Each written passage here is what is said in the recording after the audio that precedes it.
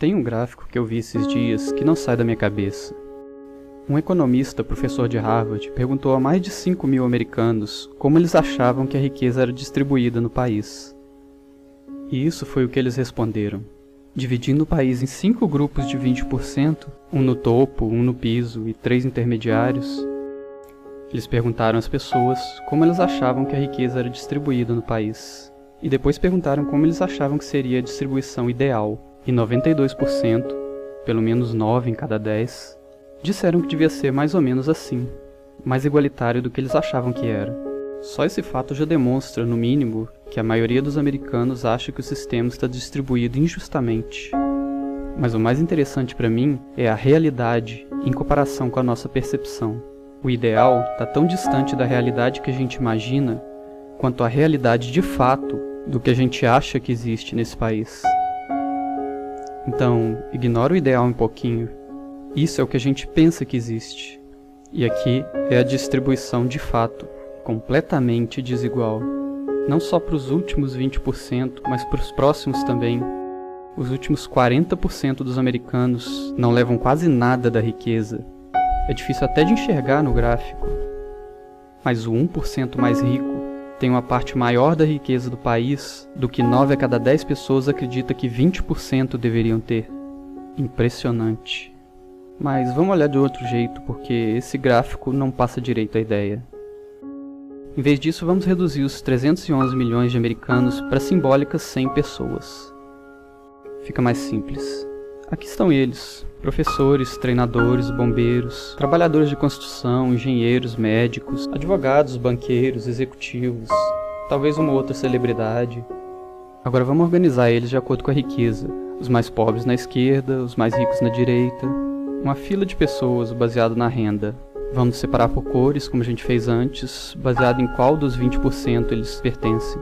Agora vamos reduzir a riqueza dos Estados Unidos, mais ou menos 54 trilhões de dólares em 2009, para essa pilha de dinheiro simbólica. E vamos distribuir ela pelos 100 americanos. Bom, esse é o socialismo. Toda a riqueza do país distribuída igualmente. E a gente sabe que isso não funciona.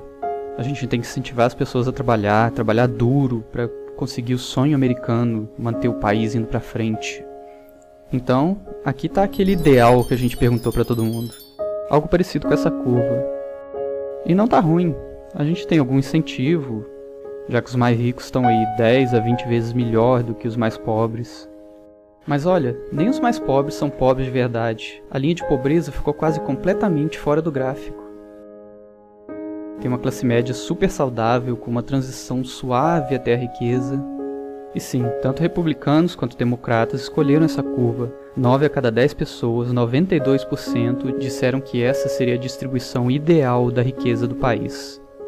Mas vamos para frente. Isso é como as pessoas acham que a distribuição de riqueza nos Estados Unidos realmente é.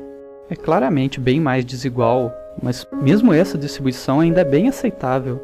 Sim, os últimos 20 a 30% estão começando a sofrer mais pesado comparado com o ideal, e a classe média realmente está passando um pouco mais de aperto, enquanto os mais ricos estão tendo cerca de 100 vezes mais que os mais pobres, e cerca de 10 vezes mais do que ainda saudável classe média.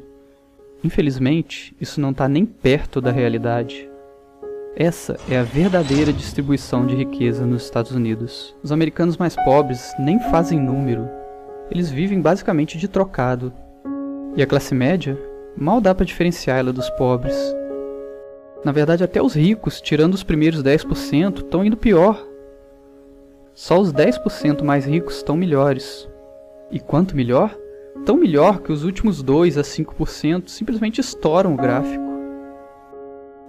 E os últimos 1%, esse cara, a pilha de dinheiro dele é 10 vezes maior do que dá para mostrar.